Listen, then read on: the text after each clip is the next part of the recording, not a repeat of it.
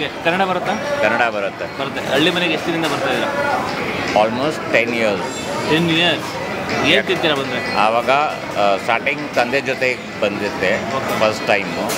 ಆವಾಗ ಮೇಲ್ಗಡೆ ಹೋಗ್ತಿದ್ದೆ. ಈಗ ವೈಫ್ ಜೊತೆಗೆ ಬಂದಿದ್ದೆ.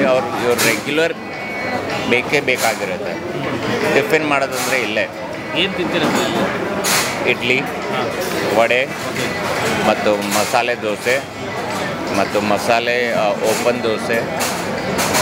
ಆ್ಯಕ್ಚುಲಿ ಇಲ್ಲಿ ತುಂಬ ಕ್ರೌಡ್ ಇರುತ್ತೆ ಮತ್ತು ತುಂಬ ವೆಯ್ಟ್ ಮಾಡಬೇಕಾಗತ್ತೆ. ಸೊ ಪರವಾಗಿಲ್ವಾ? ನಮ್ಗೆ ಪರವಾಗಿಲ್ಲ, ಯಾಕಂದ್ರೆ ನಾವು ಬರ್ತೀವಿ 9:30ಗೆ. ಆವಾಗ ರಶ್ ಇರೋಲ್ಲ. ಯೂಶಲಿ ರಶ್ ಇದ್ದೇ ಇರುತ್ತೆ. ರಶ್ ಇರುತ್ತೆ. ನಾವು ಬರ್ತೀವಿ. ಅದಕ್ಕೆ ನಾನು ಇದು ಸೀಟ್ ರಿಸರ್ವ್ ಮಾಡಿದ್ದೀನಿ ನಮ್ಮ ವೈಫ್ಗೋಸ್ಕರ. ಅವ್ರು ಬರ್ತಾವ್ರೆ ಅಂತ. ಅದಕ್ಕೆ ನನ್ನ ರಶ್ ನಾನು ಅಲ್ಲಿ ಮೇಲ್ಗಡೆ ಹೋಗ್ಬೇಕಾಯಿತು. ಬಟ್ ರಶ್ ಇದೆ.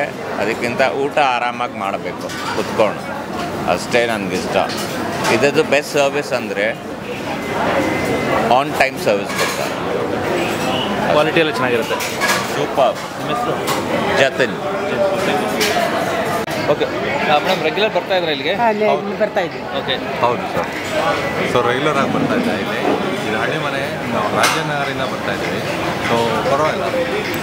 ಯಾಕೆ ರೆಗ್ಯುಲರ್ ಬರ್ತಾ ಇರ್ತಾರೆ? ಏನು ಇಷ್ಟ ಆಗುತ್ತೆ? ಸೊ ಟೇಸ್ಟ್ ಚೆನ್ನಾಗಿರುತ್ತೆ. ಇಡ್ಲಿ ವಡೆ ಇದೆಲ್ಲ ಚೆನ್ನಾಗಿರುತ್ತೆ. ದೋಸೆ ಐಟಮ್. ಓಕೆ. ಸೊ ಅದೆಲ್ಲ ಚೆನ್ನಾಗಿರುತ್ತೆ. ಎಷ್ಟು ವರ್ಷದಿಂದ ಬರ್ತಾ ಇದ್ದೀರಾ? 4-5 ವರ್ಷದಿಂದ ಬರ್ತಾ ಇದ್ದೀವಿ. 4-5 ವರ್ಷ. 5 ವರ್ಷದಿಂದ. ಏನಾದರೂ ರಾಜನಗರದಿಂದ ಇಲ್ಲಿ ಬರ್ತೀರಾ? ಹಾಂ, ಇಲ್ಲಿ ರಾಜನಗರ. ಕೆಲಸ ಇದ್ದಾಗ ಮಾತ್ರ ಬರೋದಾ ಅಥವಾ ಊಟಕ್ಕೆ ಅಂತ ಅಲ್ಲಿಂದ ಬರ್ತೀರಾ? ಇಲ್ಲ, ಫ್ರೆಂಡ್ಸ್ ಎಲ್ಲ ಬಂದಾಗ ಬರ್ತಾ ಇದ್ವಿ. ಸೊ ಹಂಗೆ ಇವತ್ತು ಅಮ್ಮ ಕರ್ಕೊಂಡು ಬಂದಿದ್ದೀರಾ? ಇದು ಇವಾಗಮ್ಮ ಫ್ರೆಂಡ್ಸ್ ಎಲ್ಲ ಸ್ವಲ್ಪ ಬ್ಯುಸಿ ಇದ್ದಾರೆ, ಊರಿಗೆ ಹೋಗಿದ್ದಾರೆ. ಸೊ ಅದಕ್ಕೆ ಒಂದು ಅಮ್ಮ ನಿಮ್ಮ ಹೆಸರು ಸರ್?